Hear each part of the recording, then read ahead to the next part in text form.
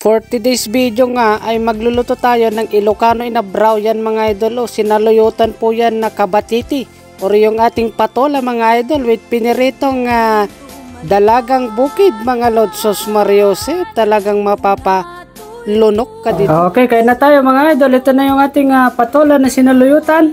Grabe, napakasarap. Sumambit kakabsat, manamis-namis yung ating patola.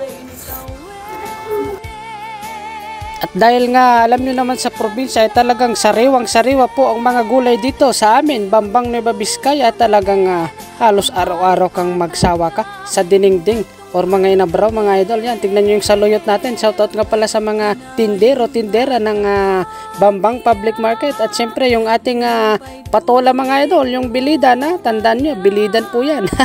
So pagbabalat nyan, ganyan lang ginagawa ko mga lods. So tinatanggal ko lang yung parang spine niya mga idol, yan, yung mga girit-giritan niya. So hindi ko na sinasagad dyan. Siyempre Ilocano nga, ano yan, kuripot yan mga lods, mga Ilocano. Shoutout sa mga kuripot ni Ilocano. Ganyan lamang mga idol, siyempre kuripot, ibig sabihin hindi po madamot yan. Alam natin yung value ng pera at siyempre atin na hugasan ang ating mga gulay mga lods at ating hiwa-hiwain ang mga gulay. Siyempre ang rekado lang naman natin dito mga lods ay bawang lang naman.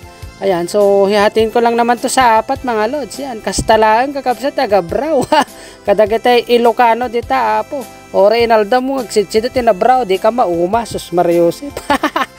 Siyempre, yung piniritong dalagang bukid natin mga idol, yung nagpirituhan natin, dyan lang natin, lagyan lang natin yan ng isang basong tubig mga idol. Kasta agabraw, uy, kantete bagong ginamos na, bagong isda, wag masyadong marami para hindi maalat yung bawang natin mga lods. Nilalagyan ko rin ng paminta yan para mas malasa talaga, mas masarap. Pakuluan na yung isdang pinirito para talagang manuot yung lasa mga idol. Tapos ipisok mo dajay sa loyoton kakabsat yugot na. Ajay gumalis-galis. Sus Mariose, pagka gumagalis na po yan, malambot na, ilagay mo na yung patola. Bilis lamang pong maluto. Ganyan lamang pong Ilocano inabraw. Magsawa kayo sa mga Ilocano inabraw mga lodi. Ayan, signan nyo naman. Napakasarap po niyan.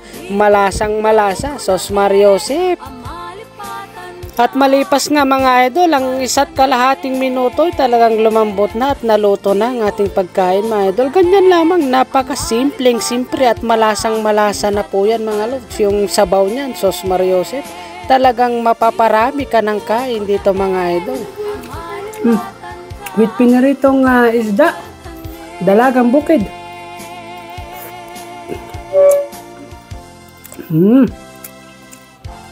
Saluyot mga lods. Ganyan pong Ilocano. Simple recipe, masustansya mga lods.